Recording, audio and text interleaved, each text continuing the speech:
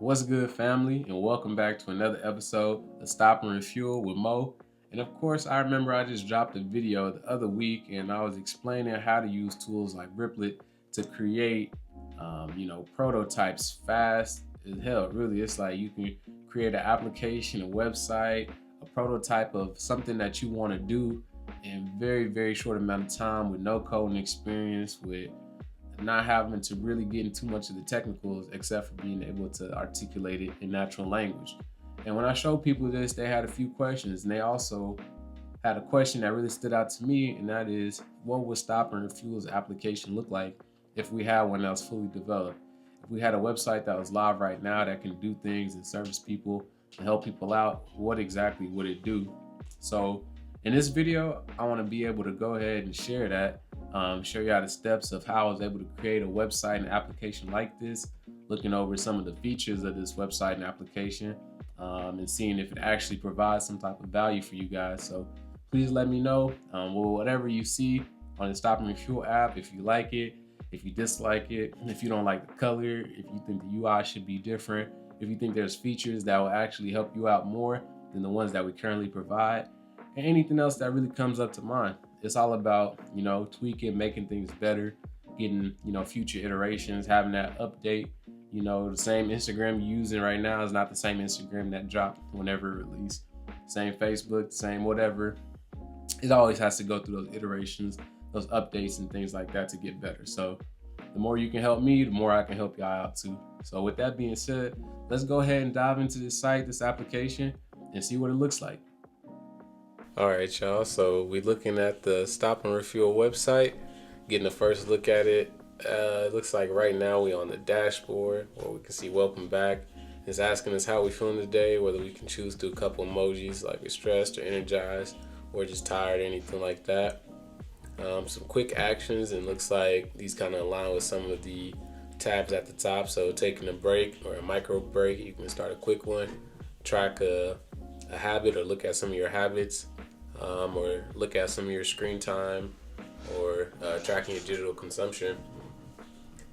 Some analytics for your progress and those different things.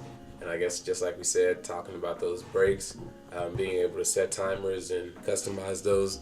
And just like we talked about breaks, being able to set timers and customize those timers, and allowing ourselves to get those when we need it, starting a new habit, community resources, different things like that. Looks like in our break section, we're able to set breaks, set the purpose or customize them, as well as get some tips and tricks for the different type of breaks and practices, as well as looking at history too. Looking at your habits, being able to start a new habit or create a new habit, whether that's a morning meditation or whatever kind of habit you just want to do, whether that's just 10 push-ups a day or anything like that too. Being able to track it, looking at some examples, all these different things.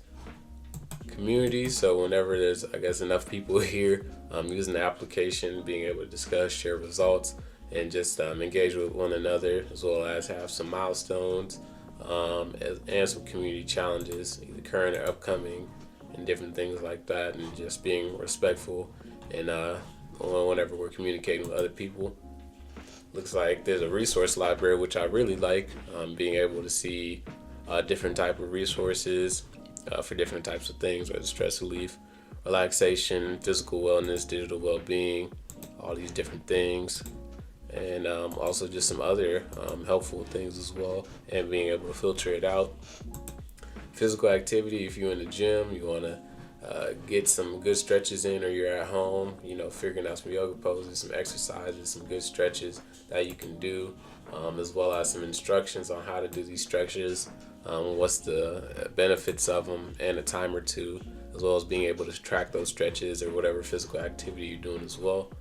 And last but not least, events, being able to actually be in person and engage with people in person at some events in your area, in your city, once we get this working. I'm not sure if this is an example or if this is actually pulling from any events that's happening right now in these different places like New York or Chicago, California. I'm going to assume these are examples, but this is exactly what it could look like when it comes to just finding things for your purpose, whether it's fitness, digital well-being, wellness, all these different things. So if you like this Stop and Refuel, I guess prototype application, go ahead and let me know if there's some things that you would change, what you would add, what things you like, what things you don't like, and any other suggestions to help me make this something better and more value for the community to use.